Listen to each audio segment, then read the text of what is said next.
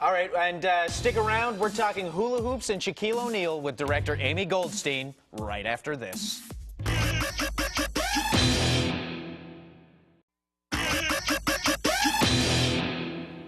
Hula hooping is not something you would think could save lives. But in The Hooping Life, director Amy Goldstein documents several stories of how finding your passion can be where you least expect it. Let's take a look.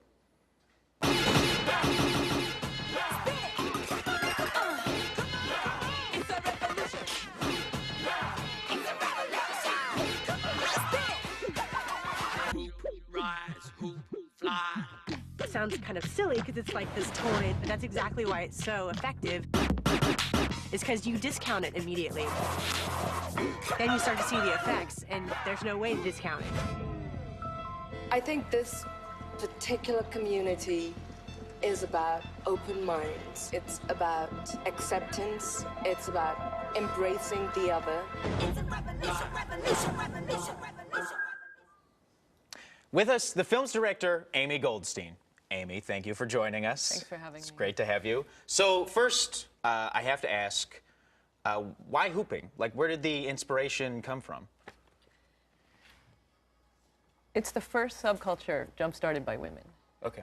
A lifestyle culture, you know, an international subculture, and I really wanted to celebrate that. It seemed crazy that so many people were making a living from hooping, were performing, were doing projects in the inner city, you know, and literally some people felt their life was changed by the practice of hooping as a healing tool, as a spiritual practice. And, you know, they were filming themselves for a long time. It's a very YouTube community. That's how they learn. And I thought that it needed to be documented because it was the right moment. It was exploding, and, you know, it screams out for that. It didn't give me a choice. Well, I mean, it does, you mentioned women, it does, especially in the trailer, it does remind me a little bit of like the burlesque movement or like the roller derby movement, very like empowered female movements. Yes. How did it all begin? There's a woman named Anna Hoopalicious, who we follow in the film, who, you know, was a raver, who felt a little lost. And at the String Cheese Incident concerts, people were hooping because those kind of jam band concerts go on for 10 hours. And they actually started throwing kids' hoop to their audience, and people started saying, let's make adult hoops. You know, what would work better for us? And she saw it and then took it out of the sort of hippie world and made it into an art form. She just moved in beautiful ways. It became a hoop dance. And so many other people got excited, they started doing their own thing with it, whether it was bringing it into inner city programs or lighting it on fire in order to burn away sexual abuse, or a guy who created a church. And there's something that feels really fantastic about hooping.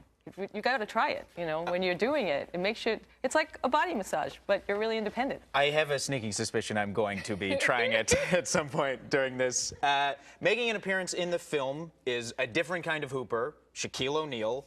How did you get connected with Shaq, and what was his personal attachment to these kinds of hoops? Well, first and foremost, he is a hooper. And he's certainly very good at it. And when he heard about the project we were doing through, Tisha does this inner city thing where it's really builds self-esteem among kids. And it's made kids feel, you know, to be a basketball player, it's unbelievably competitive. Hooping is not competitive. And it made kids feel like they were really good at something and that they mattered. And they went out and performed, and they learned hip-hop hooping. And she really took these kids in. She literally takes one in, you know, and he lives with her.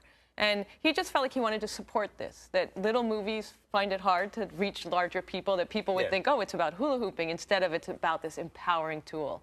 And so he offered to help be a voice to the movie. Well, I mean, that's great. And someone else who was in the movie, Art Linkletter. It's probably his last interview.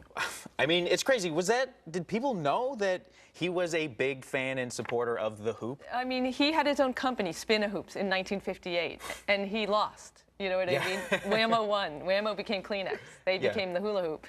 And he's always been a manufacturer and seller of toys, and he was the only person still alive. He lived almost forever. So he was the last person we could speak of what it felt like in 1958. It's the biggest fad ever to hit America. It's bigger than the miniskirt. So it's still the most people, you know, in a moment went crazy about the original toy hoop. And it's coming back as an adult toy. And it's making adults play. Yeah, I mean, it's great, and it's like mesmerizing to watch. Like, you watch the performers in this, and it's really riveting and kind of takes you out of yourself. And the people you interviewed, they hoop while they're speaking. What was the idea behind this? Except for Art. Right, yes. Art was 92, but everybody else hoops. We thought we didn't want any more talking heads. You know, talking heads, documentaries, they've been done a lot. So our deal was whenever anyone was speaking, they had to hoop. And it's such a beautiful movement, which I think you're going to be amazing at this. And, you know, you really, maybe you could do the rest of the show tonight with this. It builds confidence and self-esteem, you know. They're going to make me do the rest of the show because you said that now, Let's hooping. hope so. They're going to make me do it at some point again.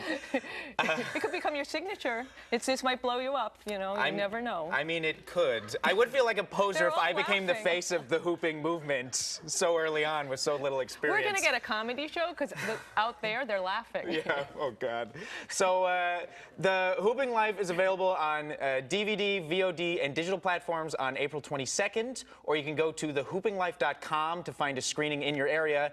Amy, before you go, I literally have to try this.